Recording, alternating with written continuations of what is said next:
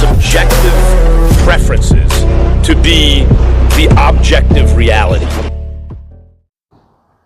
Welcome back to Keep It Real Boxing. You're listening to Cypherbox, and let's get into it. Now, I just finished watching the 5v5 Queensbury versus Matchroom.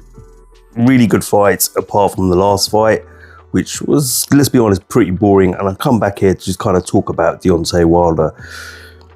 Look, I'm not going to take too long with this. I said it in the last one. Where is the Bronze Bomber?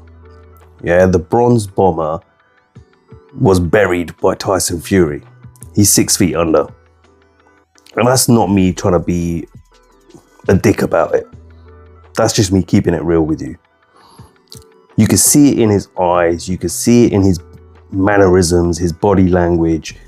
He hasn't got it anymore. He has lost all self-belief, all confidence. Tonight, the Bronze Bomber I saw, when he was throwing right hands, was pulling on his punches. He was not putting everything into it. Go watch the fight again. The man was scared and frightened to throw his right hand because he was worried about what was coming back. Not only that, he has got the wrong man in his corner. When you listen to the corner, they are telling him all the wrong things. Malik Scott should have been reading the Riots Act to him. Instead he's like gassing him up. You know? Second of all, Malik Scott is trying to take Wilder and turn him into a conventional boxer. The man has never fought like that. You can't teach an old dog new tricks. Sorry, it's true. We saw Floyd Mayweather Sr. try and do that with Ricky Hatton, and look what happened. It doesn't work. When you've been fighting a certain way for so long, the fighter naturally reverts back to type. All right, and Wilder in there looks like, to me, he doesn't know what he's doing. Do I fight like the old Wilder? Do I fight like this Wilder that Malik wants me to be? Who am I now as a fighter? You got JD still in the corner, who I think is a real slime bag. You know, he's not got the right people around him. Not only that, after the Fury fights, you needed to build your fighter back up. You gave him one fight against Helenius, then threw him in there against an informed Joseph Parker, and then you're going up against Big Bang, who doesn't really do much in a fight, but when he does land, he lands, and he lands hard. I mean, you can see the passion has completely gone out of Wilder. Completely. And if he's going to continue, you need to go back to the drawing board. He needs to go back to what he used to do. You need to give him some easy fights, kind of like AJ did. Because let's be fair, AJ had some quick, you know, after the Usyk thing, you know, he didn't have great fights. You know, he fought Wallin. He fought that other guy. What's his name? I forgot his name now. Who's that other guy from America, the short guy? You know what I'm on about. Anyway, yeah.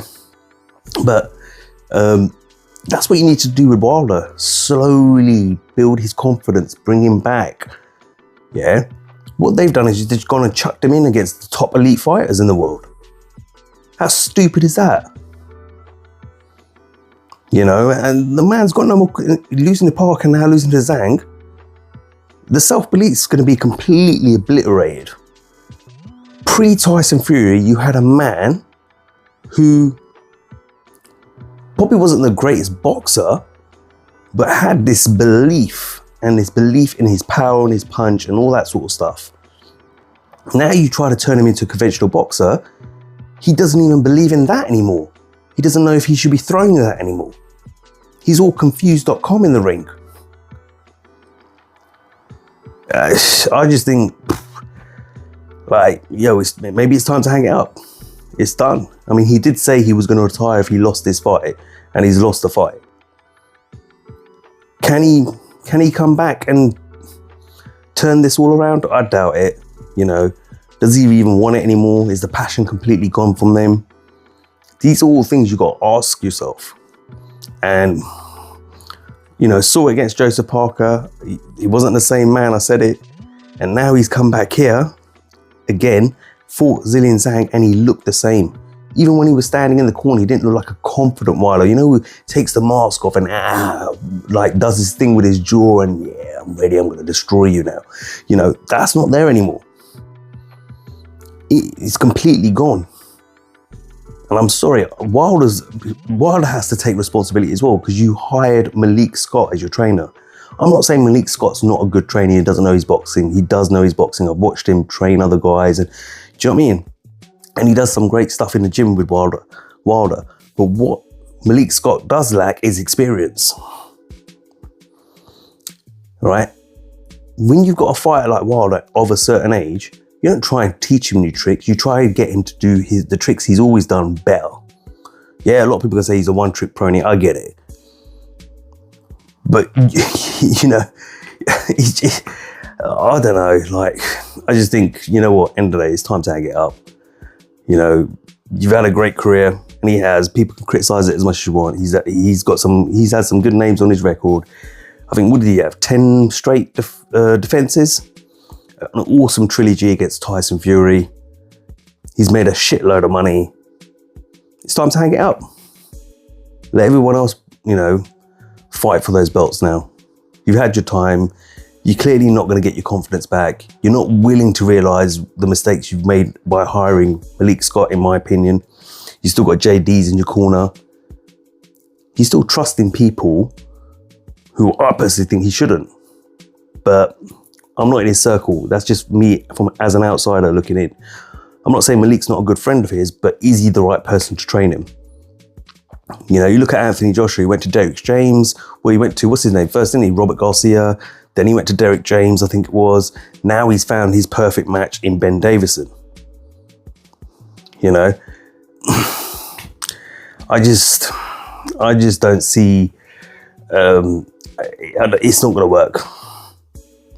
He's done, you know, and it'd be nice to hear him. It would have been nice to hear what he thought at the end of the fight, but I think he left the ring, didn't he? But it's done. It was a sad way for it to end. Don't get me wrong. Like, when he got knocked out, I thought, yo, that's it. He's done. Career's over. You know, but I do agree. If he's going to carry on, you need to go back to the drawing board. You need to get the work on the fundamentals and take what he does really well and bring that back. Fill him up with some confidence. He needs 4 or 5, 6 easy fights probably. Maybe not that many, but at least 3 or 4 easy fights just to get the confidence going. You didn't even allow him to build his confidence back up. You just threw him in there with, you know, Joseph Parker and now Zhang. You know, you threw him there with the Wolves. But that's just my take on it.